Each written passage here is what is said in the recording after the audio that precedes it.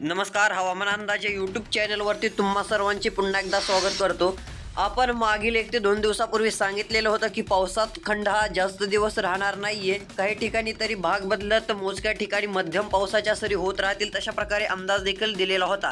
तर शेतकरी मित्रांनो, सध्या स्थितीला आज आता वातावरण चांगलंच बदल होणार आहे, कारण की आता मोठ्या प्रमाणामध्ये सिस्टम देखील तयार होत आहेत. अरबी समुद्र असेल, बंगालच्या खाडीमध्ये चांगल्या सिस्टीम ज्या आहेत ते पाहायला देखील मिळत आहेत. कोणत्या ठिकाणी पाऊस होणार आहे सविस्तर अपडेट पाहणार आहोत. त्यापूर्वी चॅनलवर नवीन असाल चॅनल सबस्क्राईब करा, नोटिफिकेशन बेल ऑलवरती टाका.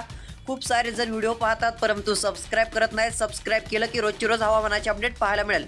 सध्या पाहू शकता अरबी समुद्रामध्ये मुसळधार ते अतिमुसळधार पाऊस देणारे एक सिस्टम आपल्याला पाहायला मिळत आहे. यामध्ये मुसळधार ते अतिमुसळधार स्वरूपाचा पाऊस देखील पाहायला मिळू शकतो. तसंच इकडे पाहू शकता आता सध्या स्थितीला भारताचा जो केरळ पट्टा असेल, केरळ ते इकडे कोकणाच्या पट्ट्यापर्यंत आता वातावरण हळूहळू सक्रिय होण्याची शक्यता आहे. त्यातली त्यात आज सोलापूर, तुळजापूर, पेठ, लातूर या ठिकाणी स्थानिक वातावरणाचा प्रभाव कालच्यापेक्षा अधिक आज वाढेल.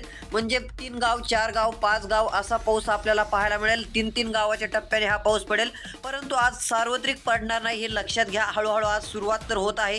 केज, परळी, बीड, माजलगाव, परभणी, नांदेड या ठिकाणी दुपारनंतर उशिरा किंवा एकदम रात्रीच्या उशिरा वेळेस आपल्याला पाऊस स्थानिक स्वरूपात पाहायला मिळू शकतो. परळी, केज, बर्दापूर, गंगाखेड, परभणी, पूर्णा, पाथरी, माजलगाव, सेलू, बसमत, जिंतूर, हिंगोलीचा भाग असेल, रिसोड, वाशिम, लोणार, मेहकर, देऊळगाव, राजा या भागापर्यंत स्थानिक वातावरणाची मजल आपल्याला पाहायला मिळू शकते. सिल्लोड, छत्रपती संभाजीनगर, वैजापूर, श्रीरामपूर या ठिकाणी तुरळक भागासाठी आपल्याला स्थानिक वातावरण पाहायला मिळेल.